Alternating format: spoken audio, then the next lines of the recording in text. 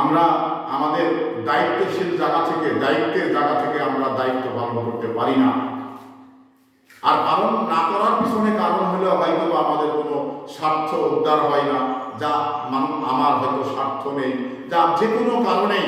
একটি জিনিস মনে রাখবেন, এই বাঙালি জাতি মানে বিনা লাভে এক ফোঁটা তুলাও কিন্তু মাথা করে বহন করবে না।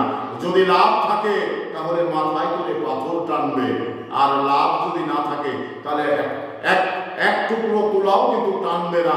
তো এই বাঙালি জাতি আমরা যথেষ্ট লোভী, যথেষ্ট আমাদের ভিতরে লোভ রয়েছে, এবং বিভিন্নভাবে লোভের যে কাজগুলো সেটা কিন্তু আমরা প্রতি মুহূর্তে করে থাকি। তো আসল সব জায়গাতেই আমরা লোভ করব না, সব জায়গাতেই কিন্তু আমরা স্বার্থ দেখব না। বাংলাদেশ রক্ষা করার স্বার্থে আমরা বিনা স্বার্থে কাজ করে যাব। এই বাংলাদেশটাকে বিশ্বের দরবারে মাথা তুলে দাঁড় করানোর যে প্রত্যয়, এটা আমরা ব্যক্ত করতে চাই।